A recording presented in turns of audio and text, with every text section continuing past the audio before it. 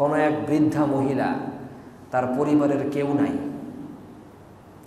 তার বাজার করে দেওয়ার কেউ নাই, ঘর পরিষ্কার করে দেওয়ার কেউ নাই, একেবারে নিঃস্ব এক বৃদ্ধা মহিলা, বুড়ি মহিলা। ওমর রাদিয়াল্লাহু তাআলা আনহু খবর পেলেন এই লোক মহিলাকে সাহায্য করতে হবে, তার কেউ নাই। তিনি ভোরে গেলেন, বাজার টাজার করে দিবেন বা তার কাজ টাজ থাকলে করে দিবেন। গিয়ে দেখেন তার সব কাজ করা রয়েছে, তার বাজারও কে যেন করে দিয়ে গেছে, তার ঘরটর কে যেন সাফ করে দিয়ে গেছে, তার যত প্রয়োজন সবগুলো কে যেন পুরো করে দিয়ে গেছে। আশ্চর্য হয়ে গেলেন, এগুলো করে কে? ওমর রাদিয়াল্লাহু তাআলা আনহু মনে মনে চিন্তা করলেন, আমার আসতে লেট হয়েছে, আগে হয়তো আমার আগে কেউ হয়তো এরকম করে গেছে। পরের দিন তিনি চিন্তা করলেন আজকে একটু আগে যাব। তিনি আরেকটু আগে গেলেন। আগে গিয়েও তিনি দেখলেন যে তার আগেই কে যেন এসে সেই বুড়ি মহিলার খেদমত করে চলে গেছে। সুবহানাল্লাহ। এইভাবে করতে করতে একদিন তিনি ইচ্ছা করলেন আজকে আমি ভোর রাত্রে গিয়ে বসে থাকবো, দেখব কে আসে আমার আগে। তিনি একদম ফজরের আগে ভোর রাত্রে ওমর রাদিয়াল্লাহু তাআলা আনহু ওত পেতে বসে আছেন ওই লোকটাকে বের করার জন্য, কে আমার আগে এসে এই বুড়ি মহিলার খেদমত করে। বসে আছেন, তিনি দেখেন সেই গভীর রাতে কে যেন হেঁটে আসে। কিছু দূর সামনে আসার পর তিনি দেখেন এই ব্যক্তিটা হচ্ছে আবু বকর রাদিয়াল্লাহু তাআলা। ওমর আবু বকর আমল নিয়ে প্রতিযোগিতা, ঠেলাঠেলি। আমাদের কি নিয়ে প্রতিযোগিতা? দুনিয়া নিয়া, টাকা নিয়া, পয়সা নিয়া, তাই না? টাকা পয়সা নিয়ে প্রতিযোগিতা করা যায়, সমস্যা নাই, যদি দান সৎকার প্রতিযোগিতা হয়। কি কারণ? একজন মনে করেন 1 লক্ষ টাকা দিচ্ছে, আমি 2 লক্ষ দেবো, এটা করা যায়, সমস্যা নেই। উদ্বুদ্ধ, একজন আরেকজনকে উদ্বুদ্ধ করা, এটাও আল্লাহর জন্য হইতে হবে। তো আল্লাহর রাসূল সাল্লাল্লাহু আলাইহি ওয়াসাল্লাম এই গল্প শোনাচ্ছেন, সাহাবায়ে কেরাম আফসোস করছেন, আমরা তো এত হায়াত পাই নাই, আমাদের কি হবে? তখন রাসূল সাল্লাল্লাহু আলাইহি ওয়াসাল্লামের কাছে সূরা কদর নাজিল হলো। সুবহানাল্লাহ। সূরা কদর, আল্লাহ পাক রব্বুল আলামিন আয়াত নাজিল করলেন, ইন্না আনজালনাহু ফি লাইলাতিল কদর ওয়া মা আদরাকা মা লাইলাতুল কদর লাইলাতুল কদরি খায়রুম মিন আলফি শাহর। আল্লাহ রাসূল সাল্লাল্লাহু আলাইহি ওয়াসাল্লামকে আল্লাহ তাআলা বলছেন যে হে নবী, এই কোরআন আমি লাইলাতুল কদরে অবতীর্ণ করেছি। সুবহানাল্লাহ। এই কথা বলেই কিন্তু আল্লাহর রাসূলকে আল্লাহ তাআলা কোরআনের আয়াতের মাধ্যমে সরাসরি লাইলাতুল কদরের পরিচয়টা দিতে পারেন না? তিনি তা না করে আবার জিজ্ঞেস করেন, ওয়া মা আদরাক, আপনি কি জানেন মা লাইলাতুল কদর, লাইলাতুল কদর কি জিনিস? এই প্রশ্নটা করার মানে কি জানেন? এই প্রশ্ন করার মানে হলো এই লাইলাতুল কদরটা এত বেশি গুরুত্বপূর্ণ, এর সংজ্ঞাটা আমি তোমাকে দিব, বাকি তোমার মনোযোগটাকে আরেকটু শানিত করো, তুমি আরেকটু মনোযোগী হও। একজনের সাথে আরেকজনের কথা হচ্ছে, তৃতীয় ব্যক্তি এসে বলে তুমি ওরে চিনো, বলে না। এর মানে কি? তুমি তার সাথে কথা বলছো, আরেকটু কেয়ারফুল হও, সে কিন্তু খুব সম্মানিত মানুষ। তো প্রশ্ন করার মানে হলো আমি যা বলবো একটু পরে তোমাকে, এই ব্যাপারে তুমি আরেকটু মনোযোগী হও, কারণ এটা সাধারণ কোনো কথা আমি তোমাকে বলছি না, সাধারণ কোনো বিষয় সম্পর্কে তোমাকে অবগত করছি না, অত্যন্ত গুরুত্বপূর্ণ বিষয়। সুবহানাল্লাহ। এরকম আয়াতের ভেতর অনেক জায়গায় আছে, যেমন আল কারিআহ, মাল কারিআহ, ওয়া মা আদরাকা মাল কারিআহ।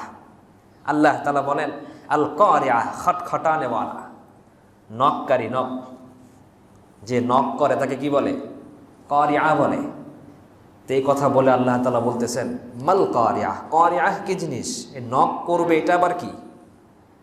তারপর আবার বলছেন ওয়া মা আদরাকা মাল কারিআহ, আপনি কি জানেন এই কারিআহ কাকে বলে? কারিআহ হলো এমন একটা জিনিস, ইয়াউমা ইয়াকুনুন নাস কাল ফারাশিল মাবসুস। এই নক মানে হলো সিঙ্গার, ফুৎকার।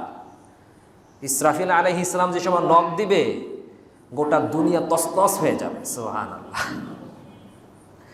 আল্লাহু আকবার। তো আল্লাহ পাক রব্বুল আলামিন এইভাবে বান্দাকে বুঝায় যে ওয়া মা আদরাকা, আপনি কি জানেন মা লাইলাতুল কদর, লাইলাতুল কদর কি জিনিস? এই কথা বলার পর আল্লাহ পাক রব্বুল আলামিন লাইলাতুল কদরের সংজ্ঞা দিচ্ছেন, লাইলাতুল কদরি খায়রুম মিন আলফি শাহর। লাইলাতুল কদর হলো খায়রুম মিন আলফি শাহর, হাজার মাসের চেয়েও উত্তম হাজার মাস। সুবহানাল্লাহ। তার মানে লাইলাতুল কদরে কেউ যদি 1 টাকা সদকা করে, 1000 মাস সদকা করলে যেই সওয়াব সেই সওয়াব হবে। সুবহানাল্লাহ।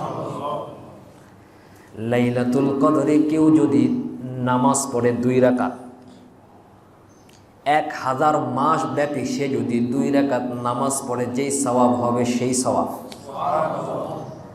লাইলাতুল কদরে কেউ যদি 1 খতম কোরআন পড়ে, 1000 মাস ব্যাপী 1 খতম কোরআন পড়লে যেই সওয়াব হবে সেই সওয়াবও দেওয়া হবে। এই জন্য কোন গবেষক বলেছেন, যেহেতু লাইলাতুল কদরটা অনির্দিষ্ট, কোন দিন আল্লাহই ভালো জানে, আল্লাহ রাসূল সাল্লাল্লাহু আলাইহি ওয়াসাল্লাম বলেন, ওই তুহাদিহিল লাইলা, এই লাইলাতুল কদর কবে আমাকে দেখানো হয়েছে, মানে স্বপ্নে দেখানো হয়েছে। সুম্মা উনসিতুহা, তারপর আবার আমাকে ভুলিয়েও দেওয়া হয়েছে। ফালতামিসুহা ফিল আশরিল আওয়াখির ওয়ালতামিসুহা ফিল ভিতর। আল্লাহ রাসূল বলেন, কাজেই তোমরা এই রাতটাকে শেষ দশকে অনুসন্ধান করতে থাকো। সুবহানাল্লাহ। আমাদের যারা ইতিকাফে বসেছেন, ইতিকাফে আলহামদুলিল্লাহ তারা ঘুমিয়ে থাকলেও লাইলাতুল কদর পেয়ে যাবেন। সুবহানাল্লাহ। আর এই বছর তো মাশাআল্লাহ অনেক নওজওয়ানরা ইতিকাফে বসেছেন, আলহামদুলিল্লাহ বলেন। এটা আমাদের জন্য অনেক বড় সৌভাগ্যের বিষয়, অনেক বড় সৌভাগ্যের বিষয়। অন্যান্য জায়গায় নওজওয়ান তো দূরের কথা, বয়স্ক লোকদের বসাইতেই তো কষ্ট হয়ে যায়, তাই না? আর আমাদের মসজিদে নওজওয়ান যুবকরা বসে যায়, তাও স্বতঃস্ফূর্তভাবে। আমি তো আশ্চর্য হয়ে যাই, এরা কিছুদিন পর পর হঠাৎ করে জিজ্ঞাসাও করে যে হুজুর সালাতুত তাসবিহ কেমনে পড়বো, তাহাজ্জুদ কেমনে পড়বো, জিকির কেমনে করবো, এগুলোর অর্থ কি? কারণ সে চাচ্ছে তার সময়টাকে আল্লাহ তাআলার ইবাদত অতিবাহিত হোক। সুবহানাল্লাহ। আল্লাহ রাসূল সাল্লাল্লাহু আলাইহি ওয়াসাল্লাম বলেন, 7 ব্যক্তি আরশের নিচে ছায়া পাবে, তার ভিতরে একজন হচ্ছে শাবুন নাশাআ ফি ইবাদাতিল্লাহ, ওই যুবক যেই যুবক তার যৌবনকে আল্লাহর ইবাদত অতিবাহিত করে। আমি তো আশাবাদী এই যুবকরা ইনশাআল্লাহ আরশের নিচে ছায়া পাবে। সকলে পড়ি আমিন। এবং উদ্বুদ্ধ করতে হবে আপনার আমার আশেপাশে যে সমস্ত নওজোয়ান যুবক, এদেরকে আপনি উদ্বুদ্ধ করব, কারণ এরাই ভবিষ্যতে এই মসজিদের দায়িত্বশীল হবে। আজকে আপনি দায়িত্বশীল, আমি বয়োবৃদ্ধ হয়েছি, কিছুদিন পর আমি থাকবো না, অথবা থাকলেও মসজিদ পরিচালনা করার মতন মেন্টালিটি, মানসিকতা থাকবে না, এদের হাতেই দায়িত্ব দিয়ে দিতে হবে। এজন্য যুবকদের মানসিকতাকে পরিশুদ্ধ করার জন্য এখন থেকেই তাদেরকে মসজিদমুখী করার চিন্তা ভাবনা আমাকে আপনাকেই করতে হবে। তো আল্লাহ পাক রব্বুল আলামিন বলেন, লাইলাতুল কদরি খায়রুম মিন আলফি শাহর। তো অনেক উলামায়ে কেরাম বলেন যে লাইলাতুল কদর কিভাবে অনুসন্ধান করব, এটা তো খুবই কঠিন। 10টা দিন একাধারে ইবাদত করা, 10টা দিন একাধারে আল্লাহ তাআলার সান্নিধ্যে থেকে যাওয়া, এটা সবার পক্ষে সম্ভব না। যারা সৌভাগ্যবান তাদের পক্ষে সম্ভব। কিন্তু এই ক্ষেত্রে মুহাদ্দিসিনে কেরাম, ফুকাহায়ে কেরাম, উলামায়ে কেরাম সুন্দর একটা সমাধান দিয়েছেন। সমাধানটা হচ্ছে এই যে শেষের 10 দিন, বিশেষ করে বেজোড় দিনগুলোতে, বেজোড় রাতগুলোতে চেষ্টা করা যে কিছু সদকা করা। কি করা? উদাহরণস্বরূপ 21-এর রাত, অথবা কি 23-এর রাত, 25-এর রাত, 27-এর রাত, 29-এর রাত, এই রাতগুলোতে কিছু সদকা করলেন। 100 টাকা হোক, 50 টাকা হোক, 10 টাকা হোক, আপনি কিছু সদকা করলেন। তাহলে কি হবে?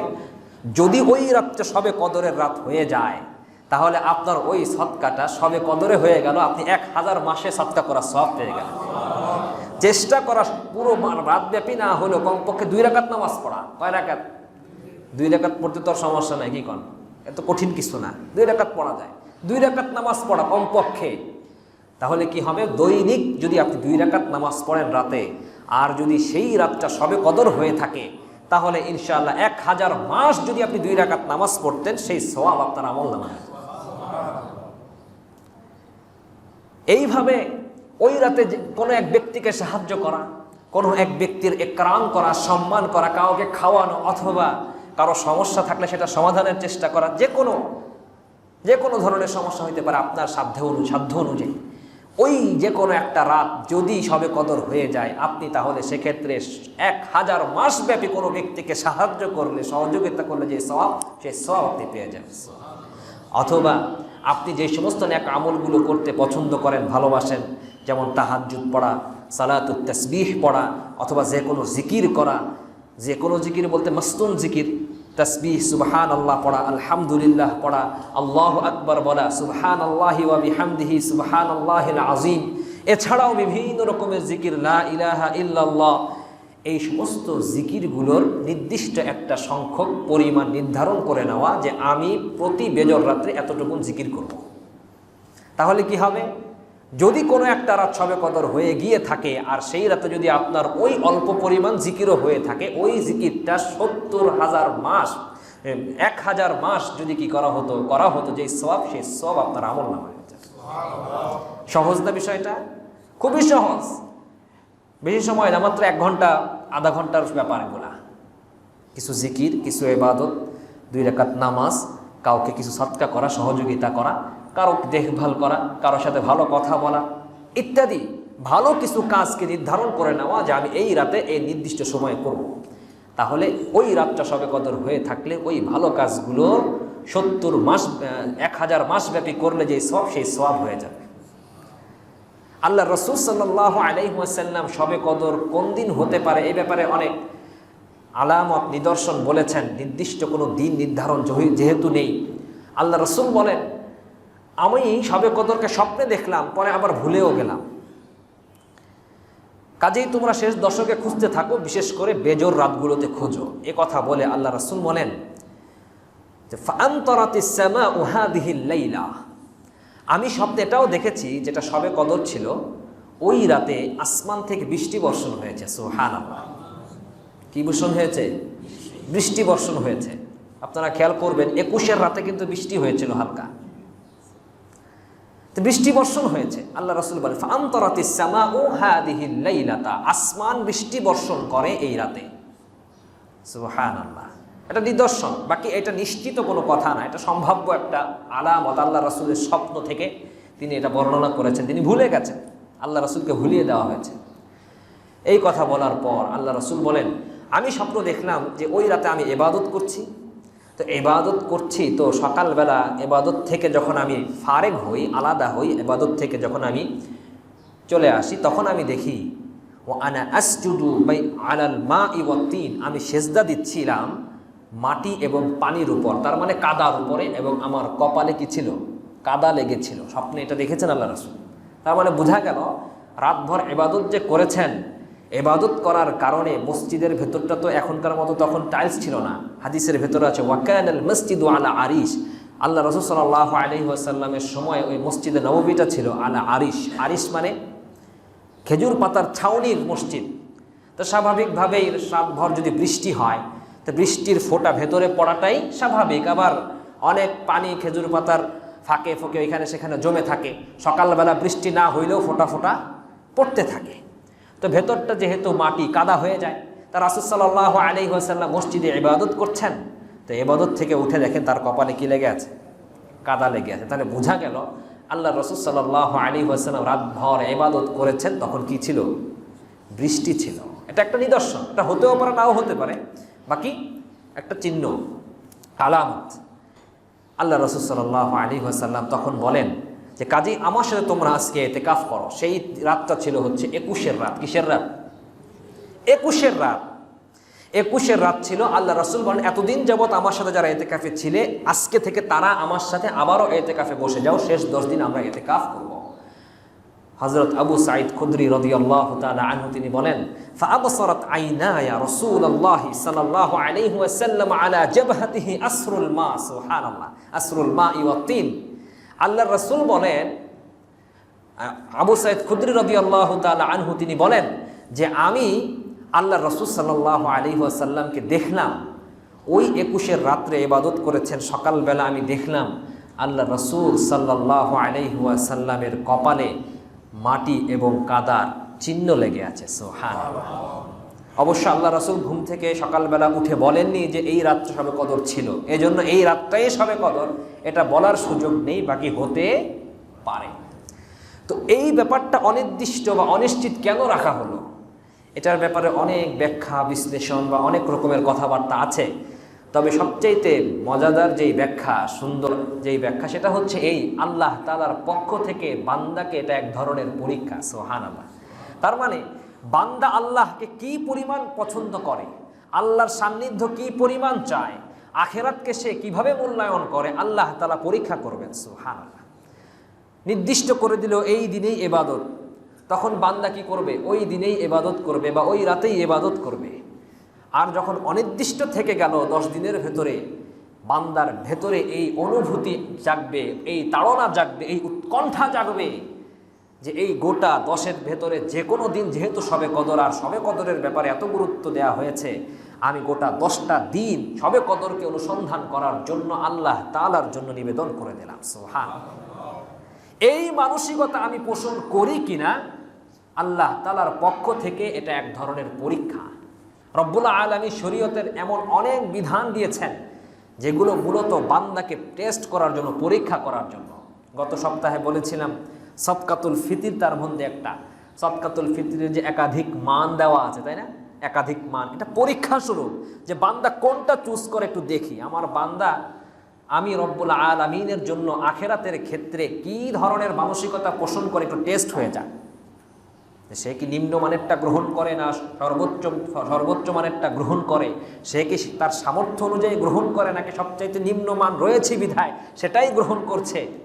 আল্লাহ তাআলা এটা পরীক্ষা করছেন, কারণ দুনিয়াটা কি পরীক্ষাকার। আর দুনিয়া দারুল মিহান, রব্বুল আলামিনের পক্ষ থেকে গোটা পৃথিবীটাকে বান্দার জন্য পরীক্ষাগার বানানো হয়েছে।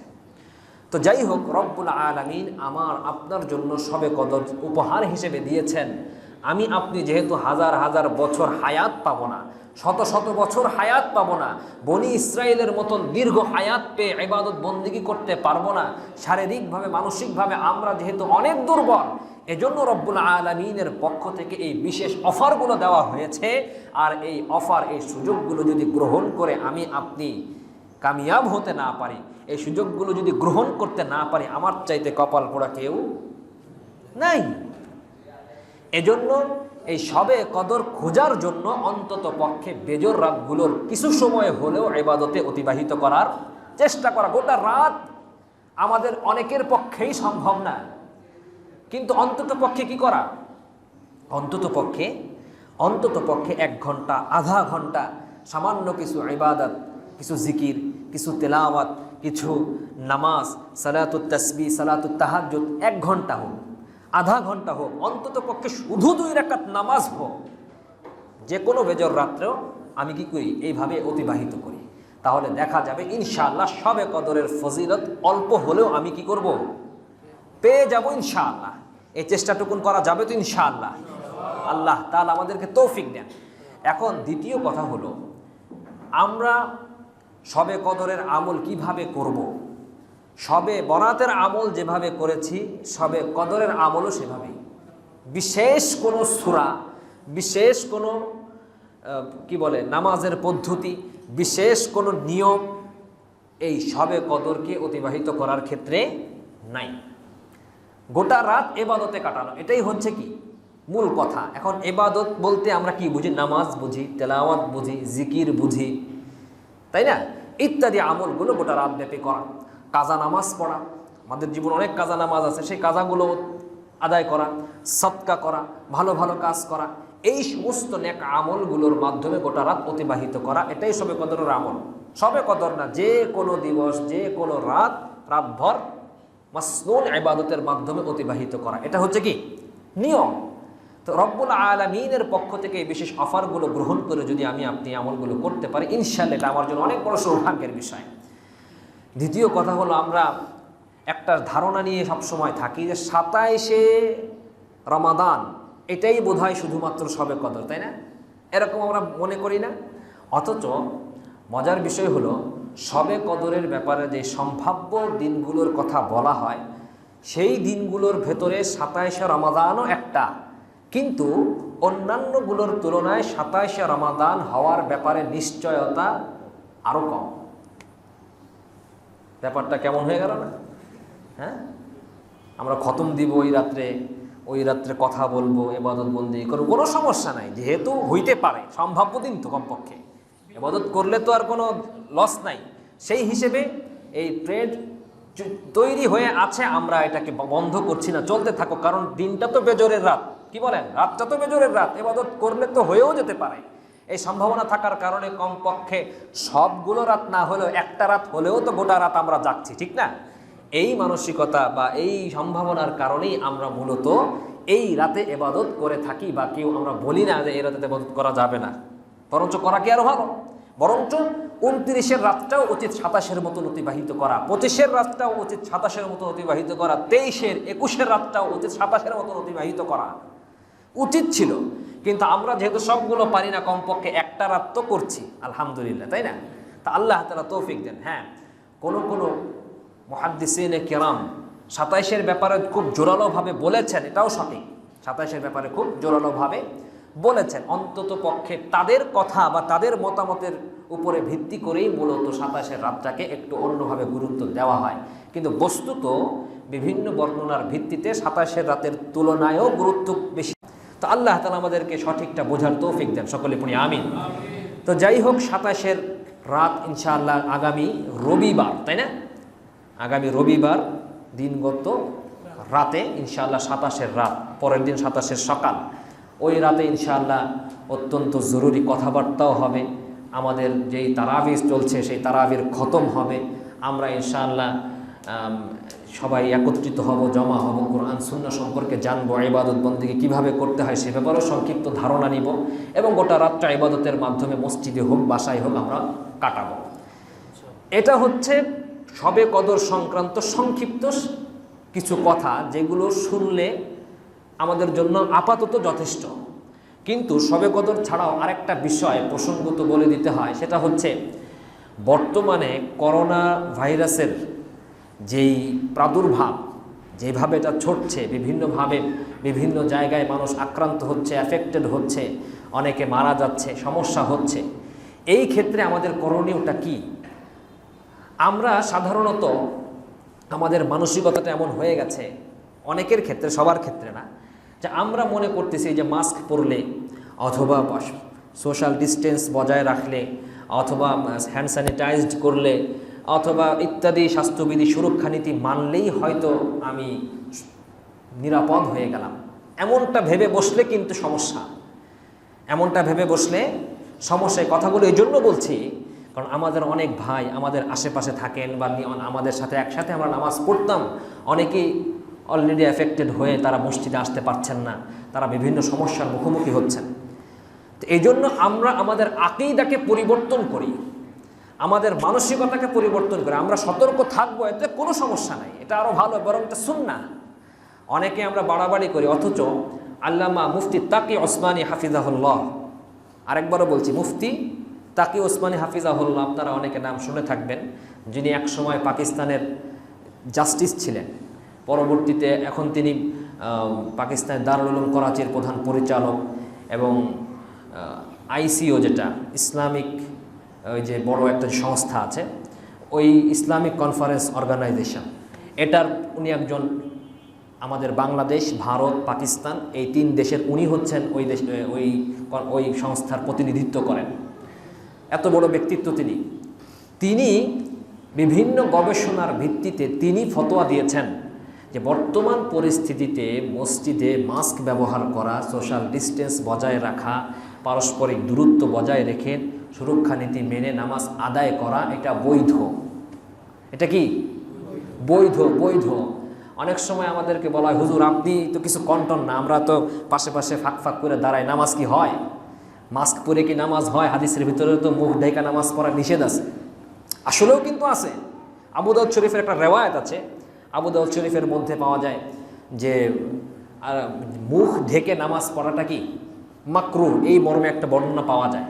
কিন্তু এই বর্ণনাটার একটা ব্যাপার আছে, ব্যাপারটা হলো এখানে মুখ ঢাকার মানেটা কি? আপনি চাদর গায়ে দিয়েছেন অথবা মাথায় রুমাল পরেছেন, তখন আপনি মুখটা ঢেকে নিয়েছেন। কারণ এইভাবে যখন মুখ ঢেকে আপনি কোনো জিনিস কাপড় শরীরে জড়াবেন, রুকু দেওয়ার সময়, সেজদা দেওয়ার সময় খুলে যেতে পারে, লড়াচড়া করতে পারে, আপনার খুজু, আপনার নামাজের একাগ্রতা নষ্ট হতে পারে। এই সম্ভাবনা থাকার কারণে মুখ না ঢেকে তুমি সুন্দর করে তোমার চাদরটাকে পরো। তারপরে তুমি স্থিরভাবে নামাজ পড়ো। এটা হচ্ছে এখানে। কিন্তু আমরা যে মাস্ক ব্যবহার করি, এটা খুলে দেওয়ার সম্ভাবনা আছে নাকি? লড়ে চড়ে না, আমার নামাজের একাগ্রতার বিন্দু পরিমাণ কি করে না, এটা ক্ষতি করে না। এজন্য এইটাকে ওইটার সাথে মিলানো ঠিক হবে না। এটা হচ্ছে প্রথম কথা। দ্বিতীয় কথা হলো, কথা না বলি, দ্বিতীয় কথা হলো আল্লাহর রাসূল সাল্লাল্লাহু আলাইহি ওয়াসাল্লামের পক্ষ থেকে নামাজের মধ্যে যে সমস্ত বিধিনিষেধগুলো আছে বা যে সমস্ত নিয়ম কানুনগুলো আছে, এই নিয়ম কানুনের ব্যতিক্রম করার সুযোগ শরীয়তে তখন রয়েছে যখন বড় ধরনের কোনো প্রবলেম বা সমস্যা সামনে আসে। উদাহরণস্বরূপ, নামাজের মধ্যে দাঁড়ায় নামাজ পড়া কি? কথা কয় না, নামাজ কি দাঁড়ায় পড়া ফরজ না? দাঁড়িয়ে নামাজ পড়া ফরজ।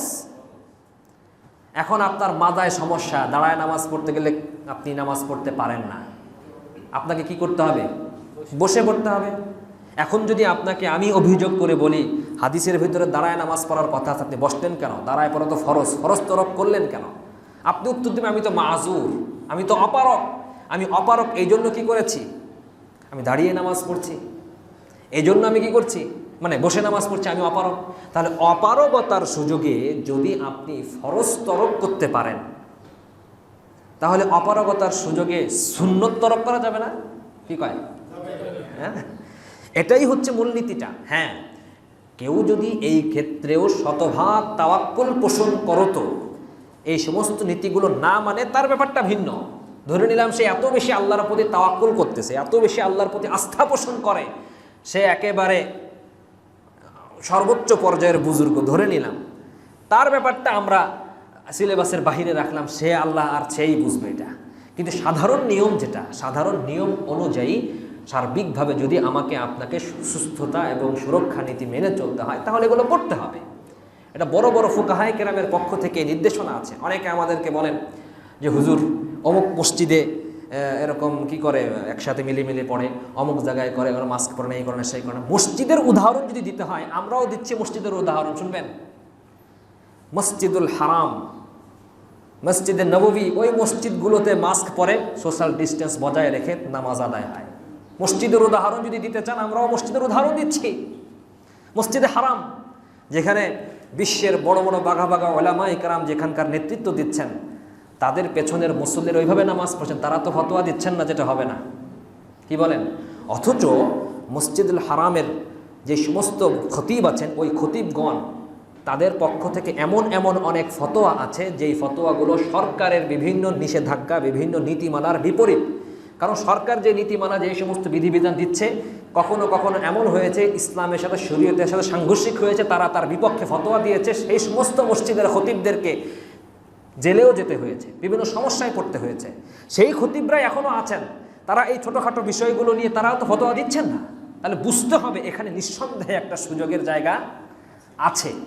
এজন্য এটাকে খুব বেশি সমালোচনার দৃষ্টিতে না দেখা, খুব বেশি বড় করে না দেখা, বরঞ্চ যেহেতু এই ব্যাপারে ওলামায়ে কেরামের মতামত আছে এবং এর সাথে যেহেতু মানুষের শারীরিক সুস্থতার সম্পর্ক, মানুষের অপারগতার সম্পর্ক, কাজেই এই ক্ষেত্রে বিন্দু পরিমাণ প্রশ্ন করার সুযোগ আমাদের হাতে নাই। এটা বুঝতে হবে। বিশ্বের বড় বড় ওলামায়ে কেরামের পক্ষ থেকে ফতোয়া আছে। কারণ এখন আরেকটা বিষয় হলো, হাদিসে কি আছে? হাদিসের মধ্যে সব কি থাকবে? কি বলেন? মনে করেন আমি মোবাইল ব্যবহার করি, হাদিসে আছে নাকি যে মোবাইল ব্যবহার করা যাবে? হ্যাঁ আছে। আমরা এই যে এসি চালাইলাম, হাদিসে এসি আছে। এমন কিছু বিষয় আছে যেগুলো হাদিসে নাই, কিন্তু হ্যাঁ, নাই বললে ভুল হবে, হাদিসে আছে, প্রত্যক্ষভাবে নাই কিন্তু পরোক্ষভাবে আছে। যেমন হাদিসের মধ্যে আছে, যখন কেউ অপারগ হয়ে যায় তখন সে দাঁড়িয়ে নামাজ না পড়তে পারলে বসে পড়তে পারে। হাদিসের ভিতরে এটা আছে। হাদিসের ভিতরে একটা আছে যে নাযিফু আফনিয়াতা বুয়ুতিকুম, তোমরা তোমাদের ঘরের আঙিনাকে পরিষ্কার করো। হাদিসে কি আছে? ঘরের আঙিনাকে পরিষ্কার করো। আপনি হাদিসকে মেনে শুধুমাত্র ঘরের আঙিনাই পরিষ্কার করলেন, ঘরের ভেতরে পরিষ্কার করলেন না। আপনি হাদিস মানলেন ঠিক মতো না। আল্লাহ রসুলের এই হাদিসের অর্থ হচ্ছে এই যে তিনি ঘরের আঙিনাকে পরিষ্কার করতে বলেছেন, এর মানে হলো ঘরের ভেতরে আগেই পরিষ্কার রাখতে হবে। ঠিক তেমন হাদিসের ভেতরে আছে অপারগতা বশত ফরজ তরক করা যায়। তাহলে এর অর্থ হলো ফরজ যদি তরক করা যায়, সুন্নত তো আগেই তরক করা যায়। অপারগতাবশত, সমস্যাবশত। এই জন্য এই ব্যাপারে আমাদের মাথার মধ্যে বিভিন্ন রকমের প্রশ্ন কাজ করে থাকে, অনেকে অনেক রকমের কথা বলে থাকেন। এমনটা না বলা, হ্যাঁ, নিজের সাধ্য অনুযায়ী শতভাগ চেষ্টা করা, আল্লাহর কাছে দোয়া করতে থাকা। আর যদি কখনো এমন হয় এই বিধি নিষেধ মানার ক্ষেত্রে আপনার দিলের ভেতর থেকে আল্লাহর প্রতি ইয়াকিন নষ্ট হয়ে যাচ্ছে, এমন যদি হয় যে আমি যদি মাস্ক পরি, আমি যদি দূরত্ব বজায় রাখি, আমি যদি সুরক্ষা নীতি মানি, আমার দিলের ভেতরে আল্লাহ তাআলা যে বাঁচান এই মানসিকতাটা থাকে না, এই ইয়াকিন থাকে না। আমার ইয়াকিন এই মাস্ক, এই সোশ্যাল ডিস্টেন্স, এই যে হ্যান্ড স্যানিটাইজার, এগুলোর উপরেই চলে যায়। এইরকম কোনো রোগ যদি কারো ভেতরে থাকে তখন তার ব্যাপারে মাসালা ভিন্ন, কিন্তু সাধারণত আশা করি এমন রোগ আমাদের ভেতরে নাই। আমরা মাস্ক পরলেও আমরা বিশ্বাস করি মাস্ক আমাদের বাঁচাইতে পারে না। আমরা দূরত্ব বজায় রাখলেও বিশ্বাস করি দূরত্ব বজায় রাখা আমাদেরকে বাঁচাইতে পারে না। আমাদেরকে বাঁচায় কে? আল্লাহ। এই ইয়াকিন দিলের ভেতরে রাখা, এই ইয়াকিন কিসের ভিতর রাখা? দিলের ভেতরে রাখা। এজন্য আল্লাহ তাআলার পক্ষ থেকে মাঝে মাঝে বিভিন্ন মহামারী। আরেকটা প্রশ্নের উত্তর দিয়ে দিই। অনেকে আমরা ধারণা করি যে মহামারী বা এই সমস্ত বিপদ মুসিবত শুধুমাত্র কাফের, মুশরিক, মুরতাদ এদেরই হবে। কি বলেন? হ্যাঁ, যেই লোকটা কাফের, ঘুষখোর, সুদখোর, খারাপ মানুষ, মানুষের হক নষ্ট করে, শুধুমাত্র এদেরকেই করোনা ভাইরাস ধরবে। আমরা তো বুজুর্গ মানুষ, আমরা তো মসজিদে, আমরা গরিব মানুষ, অথবা কি আমরা পান খাই, কি কন, আমাদেরকে তো আর করোনায় ধরবে না। আমাদের মানসিকতা এরকম। অথচ মহামারীতে আক্রান্ত হওয়ার ইতিহাস সাহাবায়ে কেরামের মধ্যেও আছে। সাইয়্যিদুনা ওমর রাদিয়াল্লাহু তাআলা আনহু, আবু বকর রাদিয়াল্লাহু তাআলা আনহু, তারাও মহামারীতে এফেক্টেড হয়েছেন, আক্রান্ত হয়েছেন। প্লেগ রোগে তারা আক্রান্ত হয়েছিলেন, তাদের সময়ের মহামারী। তাহলে মহামারীতে আক্রান্ত হওয়াটা স্বাভাবিক। এটা মুসলিম, অমুসলিম, কাফের, মুশরিক এমন কোনো বিষয় না। হ্যাঁ, কখনো কখনো এমন হতে পারে যে অমুসলিম, মুশরিক, মুরতাদদের জন্য আল্লাহর পক্ষ থেকে এটা হয়তো আযাব স্বরূপ এসেছে, এমন হতে পারে। আযাব স্বরূপ এসেছে, আর মুসলিমদের জন্য এটা রহমত স্বরূপ এসেছে, হতে পারে। কারণ আল্লাহ রাসূল সাল্লাল্লাহু আলাইহি ওয়াসাল্লামের হাদিস পাওয়া যায়, যে মহামারীতে আক্রান্ত হয়ে মারা যায় ফাহুয়া শাহীদ, সে কি? শহীদ। ফাহুয়া শাহীদ ফি সাবিলিল্লাহ ফাইন্নাহু মাতা ফি সাবিলিল্লাহ, সে আল্লাহর রাস্তায় কেমন যেন মরলো, সে শহীদ হয়ে গেল। সুবহানাল্লাহ। তাহলে এইগুলো নিয়ে বিন্দু পরিমাণ প্রশ্ন বা চিন্তা ভাবনা মাথার ভিতরে না রাখাই ভালো। যে এই সমস্ত নিষেধাজ্ঞা, বিধান, যে সমস্ত নিয়মকানুনগুলো আছে সুস্থ থাকার জন্য, এই নিয়মকানুনগুলোকে যথাসম্ভব চেষ্টা করা কি করতে, ফলো করতে। তাহলে ইনশাআল্লাহ সুন্নতের উপরও আমল হয়ে গেল, সাথে সাথে আমার সুরক্ষা নীতি মানার কারণে, স্বাস্থ্যবিধি মানার কারণে আমি অনেক প্রশ্ন থেকেও মুক্ত থাকলাম। আর একটা বিষয় আমি স্পষ্ট করে দিই, সেটা হচ্ছে এই, আপনি যদি বাজারে যান, বাজারে গিয়ে আপনি করোনায় আক্রান্ত হলেন, উদাহরণস্বরূপ, বাজারের বিরুদ্ধে কেউ কিচ্ছু বলবে না, যে বাজার বন্ধ করে দাও, কথা বলবে না। অথবা আপনি ক্লাবে যান, চার দোকানে যান, সেখানে গিয়ে আপনি আক্রান্ত হয়ে ফিরে আসলেন এবং বললেন আমি চার দোকানে গেছিলাম, ওই জায়গায় একজন করোনার রোগী ছিল, এই জন্য ওই চার দোকানরে কি করবে না, কেউ বলবে না এই চার দোকান উঠায় দাও, কিছুদিনের জন্য বন্ধ রাখবে। কিন্তু যদি আমাদের এইটা একটা প্রবলেম, অনেকের মধ্যে এই মানে কি বলে, ইসলামের প্রতি এক ধরনের বিদ্বেষ কাজ করে। কিন্তু যদি কেউ এমন হয় যে অমুক মসজিদের থেকে এফেক্টেড হয়েছে, এই প্রশ্নটা যদি ওঠে যে আমি মসজিদে গেছিলাম নামাজ পড়তে, ও সেখানে যাওয়ার পরে, সেখান থেকে আসার পরে আমার এই সমস্যা হয়েছে, এই প্রশ্নটা যদি ওঠে, তখন তাজাসসুস, গোয়েন্দাগিরি সব কিছু শুরু হয়ে যাবে। মসজিদের ইমামকে, খতিবকে, কমিটিকে, সদস্যকে, সভাপতিকে, সেক্রেটারিকে সব খুঁজে বের করো, মসজিদের গোষ্ঠী উদ্ধার করো, কারণ এটা মসজিদ। তাহলে মসজিদের বিপক্ষে একটা এক ধরনের কি শুরু হয়ে যাবে, এক ধরনের কথাবার্তা, সমালোচনা, বা মসজিদটাকে একটা আলোচনার বিষয় বানিয়ে ফেলবে। বাজার আলোচনার বিষয় হলে সমস্যা নাই, সমালোচনার বিষয় হলে সমস্যা নাই। চার দোকান সমালোচনার বিষয় হলে সমস্যা নাই, অথবা রাস্তাঘাট, দোকানপাট সমালোচনার বিষয় হলে সমস্যা নেই। কিন্তু মসজিদ যদি সমালোচনার বিষয় হয়, মসজিদ নিয়ে যদি চিন্তা ভাবনা হয়, এখান থেকে আক্রান্ত হচ্ছে, এটা বন্ধ করে দাও, এটাকে পরে খোলা হবে, ইত্যাদি ইত্যাদি, এটা কিন্তু অনেক বড় একটা ক্ষতিকর দিক আমাদের জন্য। এই জন্য এই সমস্ত পথগুলো যেন খুলে না যায়, এই জন্য আমাদের পক্ষ থেকে যেই পরিমাণ সতর্কতা প্রয়োজন আমাদের অবলম্বন করা উচিত, যাতে করে আমরা এর উত্তর দিতে পারি যে না, আমরা তো শতভাগ সচেতন ছিলাম, আমরা তো চেষ্টা করেছিলাম মাস্ক পরতে, আমরা তো চেষ্টা করেছিলাম সোশ্যাল ডিস্টেন্স বজায় রাখতে, আমরা আমাদের দিক থেকে শতভাগ সচেতন থাকার চেষ্টা করেছিলাম। তারপরেও যেহেতু হয়েছে, বুঝতে হবে এটা অন্য কারণে হয়েছে, বা যে কারণেই হোক এটা আমাদের সচেতনতার অভাবে হয় নাই। তখন সেক্ষেত্রে আমরা একটা যুক্তিসঙ্গত উত্তর দিতে পারবো, এটাও একটা কারণ। এজন্য সার্বিকভাবে আমরা সতর্ক থাকি, সচেতন থাকি, এবং যারা আমাদের ভাই, আমাদের আত্মীয় স্বজন, আমাদের আশেপাশের মুসল্লিগণ আক্রান্ত হচ্ছেন, হয়ে যাচ্ছেন, তাদের জন্য খুব দোয়া করি। আর কোথায় কি করলো না করলো ইত্যাদি চিন্তা ভাবনা পরে কোরআন সুন্নাহ ভিত্তিক বৈধভাবে যদি আমি কোনো কিছু করি, আলহামদুলিল্লাহ। এখানে কে কি করলো না করলো ওই প্রশ্ন আনার কোনো দরকার নাই। আল্লাহ পাক রব্বুল আলামিন আমাদেরকে বুঝার এবং আমল করার তৌফিক দেন। সকলে পড়ি আমিন। ওয়া আখিরু দাওয়ানা আলহামদুলিল্লাহি রাব্বিল আলামিন। যারা সুন্নত